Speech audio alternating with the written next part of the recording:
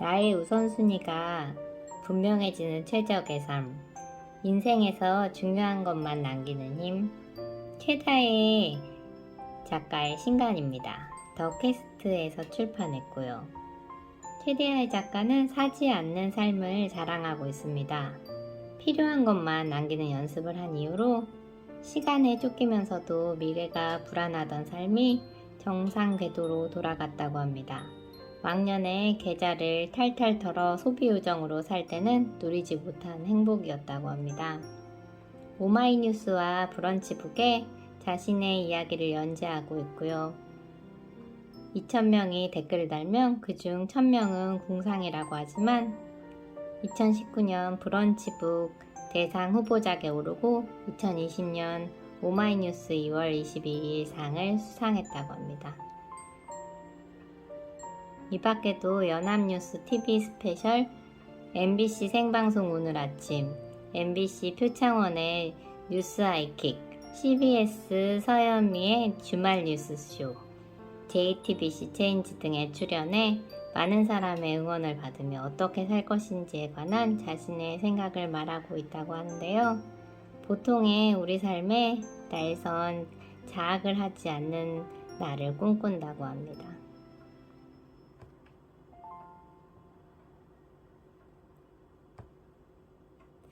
내가 살림을 집에서 하는 동안 주로 실천하고 또 생각하고 있는 것이 심플 라이프입니다. 육아하며 여러 해 전 심플한 살림법에 관한 책을 읽고 종종 집에서 필요한 것만 남기고 비우는 일이 행사처럼 이루어졌습니다. 심플 라이프에 관한 책을 보고 필요한 것으로 집안일을 꾸려가려는 노력도 이어왔고요. 집밥은 릴레이 행렬처럼 계속 이어가면 소비도 줄고 뱃속도 편안하고 가족 건강도 챙길 수 있습니다. 나의 필요와 전업주부의 절약의 이유로 집밥은 가능한 이어가고 있습니다. 내가 먹을 밥 내가 한다 이런 마음으로 지내다가 외식을 하게 되면 그 맛과 편안함은 또 기억에 남게 됩니다. 그런데 그 편안함에 연달아 외식을 하면 그 맛도 좀 오랜만에 먹었을 때와 또 다르고 뱃속도 편치 않아지는 경우들이 많습니다. 인생에서 중요한 것만 남기는 힘 책에서 최다의 작가는 요리할 정도의 에너지는 남기고 생활하고 싶다고 합니다. 집밥이 생활의 균형을 잡는 척도가 되는 것입니다. 요리를 할 수 없을 정도로 피곤한 삶은 피하고 싶다. 이 구절이 책에서 매우 인상 깊었습니다. 내가 부엌에서 조금만 꼼지럭거리면 음식이 나옵니다.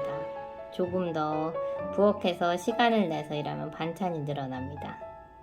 창조적인 일이고 하면 할수록 전혀 없던 솜씨와 속도와 실력도 조금씩 늘어나고 걱정도 줄어드니 참 배움의 길입니다.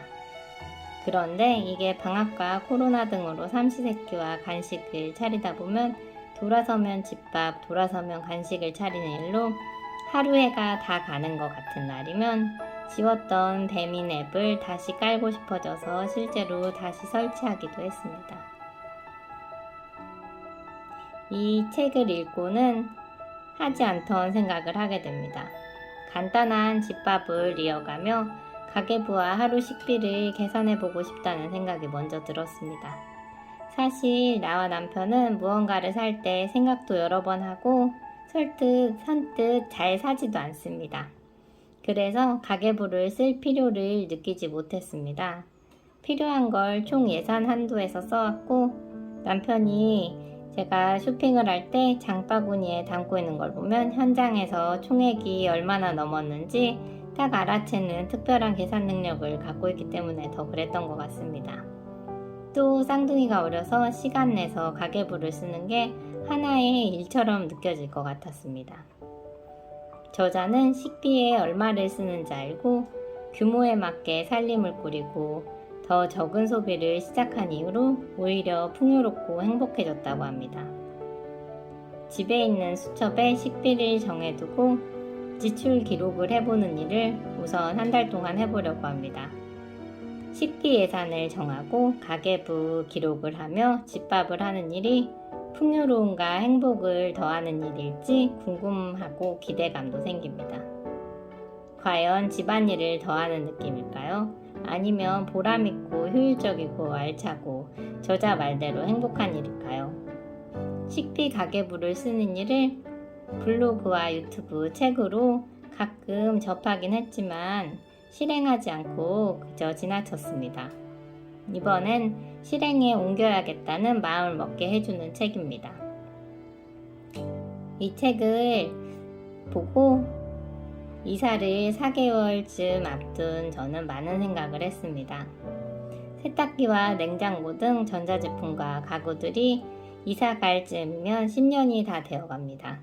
많이 소모한 제품들을 때가 되면 바꿔야지 생각했는데 이 책을 끝까지 보고 또 보면서 세탁기를 공들여 닫고 청소하는 나를 발견하게 됩니다. 평소 손대지 않던 식탁 아랫면과 옆면을 공들여 닫게 됩니다. 변화가 생긴 거예요.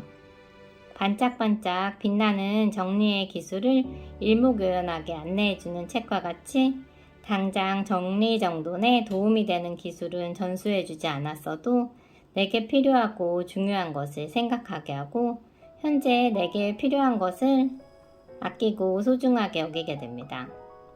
게다가 나의 소비와 절제가 기후와 자연의 보존에 미치는 영향까지 떠올리게 됩니다. 그 덕분에 50분 남짓한 거리를 떠나기 전 삼계탕에 후식까지 차려 먹고 2시쯤 떠나서 챙겨간 간식으로 가족들을 챙기고 저녁만 사 먹었는데 제 메뉴는 여러 번 생각해보고 해물로 골랐습니다. 이렇게 일상의 생각에 영향을 주는 인생에서 중요한 것만 남기는 힘은 새로운 차원의 심플라이프를 살게 합니다.